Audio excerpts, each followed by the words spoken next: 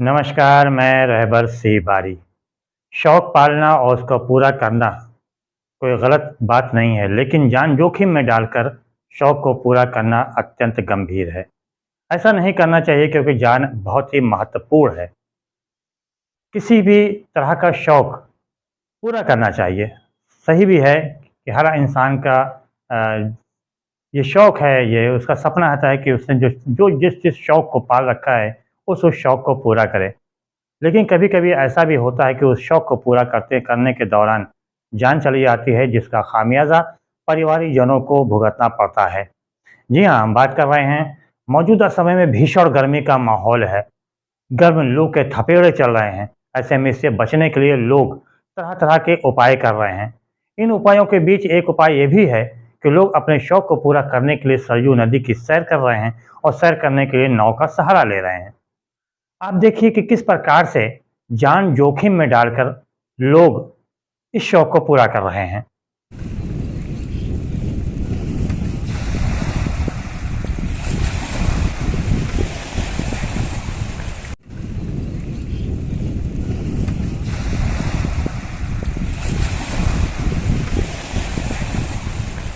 आप पहले देखिए फिर हम बताएं आखिर इसमें कमी क्या है। देखिए सरयू नदी में किस प्रकार से नाव पर बैठकर लोग सैर कर रहे हैं। आपने देखा कि कुछ लोग हैं जो नाव पर बैठे हुए हैं और वह सरयू नदी की सैर कर रहे हैं इस भीषण गर्मी से बचने के लिए। गर्मी से भी थोड़ा सा निजात मिल जाएगी और उनका शौक भी पूरा हो जाएगा। लेकिन आपने देखा कि इसमें सबसे बड़ी कमी यह है कि इन्होंने किसी भी तरह का कोई सेफ्टी जैकेट नहीं पहन रखी है। ना तो इन्होंने पहन रखी हो, ना ही नाविक ने ही पहन रखी है। नाविक तो चलिए, अगर किसी प्रकार की अनहोनी होती है और नाव पलटती है, तो नाविक को तो तैरना आता है, वो तैर कर निकल जाएगा। लेकिन इस पर जो सवार हैं, वो किस प्रकार से तैर के जा सकेंगे, ये तो वही बता सकता है, क्योंकि अगर तैरना आएगा, तभी वो बच भी सकता है, अगर तैरना नहीं आया, तो जान जा भी सकती है और इसका खामियाज़ा परिवारजनों को भुगतना पड़ सकता है, जिन्होंने इनको पाल-पोस कर बड़ा किया। आपको बताते चलें कि 4 दिन पहले सरयू नदी के ही बृहद घाट पर एक ही नाव के ऊपर सवार हो गए कई लोग। लगभग 15 लोग उस नाव पे सवार थे और लगभग एक ही परिवार के थे सब।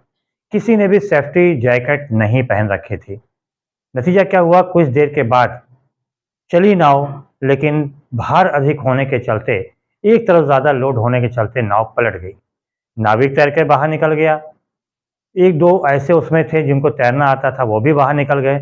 वहाँ पे मौजूद जो मछुआरे थे या अन्य ऐसे लोग जिनको तैरना आता था, उन्होंने आनन-फानन में नदी में कूदकर 12 लोगों की जान बचा ली थी। लेकिन 3 बच्चे जिनकी उम्र 14 साल के अंदर तक ही थी, उन सबका कुछ पता ही नहीं चला था। यहाँ तक कि गोताखोर बुलाए गए, एनडीआरएफ की टीम भी बुलाई गई और दूसरे दिन इन तीनों का शव नदी से बरामद हुआ। आप देखिए किस प्रकार से नदी पर कैसा माहौल रहा।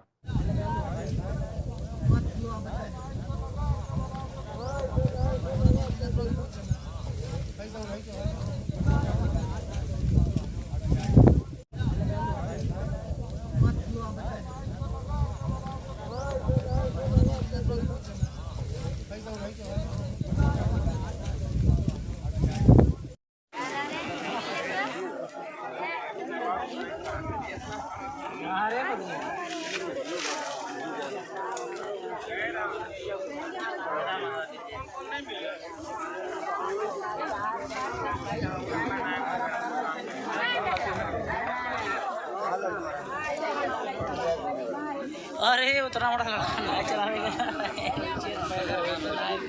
ना नहीं ये तो कुल चलावे अरे फिर भी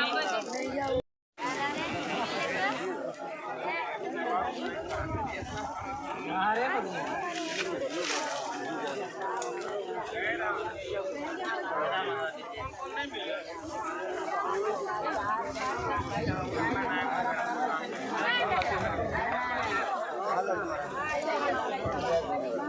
अरे उतना बड़ा नहीं चलावेगा ना नहीं ये तो कुल चलावे अरे फिर भी आपने देखा कि जो आपने अभी ये हमारे आपने स्क्रीन पे देखा वो बेड़ा घाट का दृश्य था, जहाँ पर चारों तरफ अफरा-तफरी का, हंगामे का माहौल था।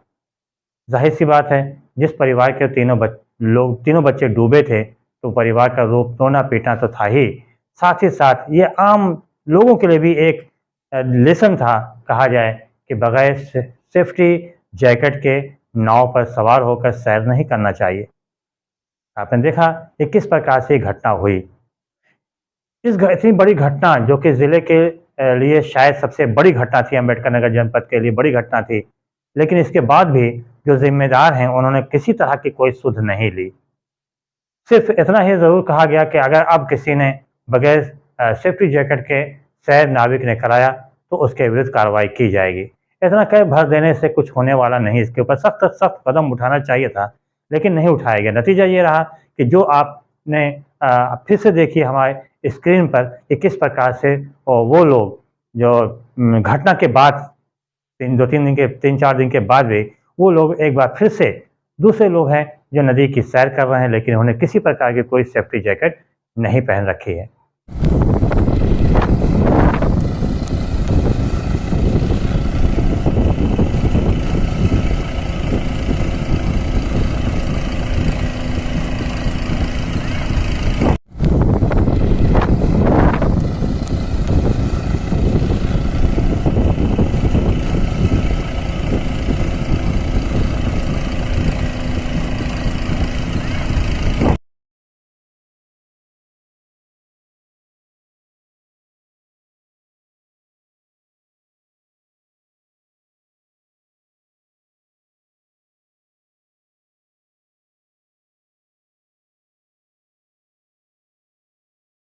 बहरहाल हमारी आपसे ये अनुरोध है, निवेदन है, रिक्वेस्ट है, दरख्वास्त है कि आप अपनी जान जोखिम में डालकर अपने शौक़ को पूरा मत कीजिए।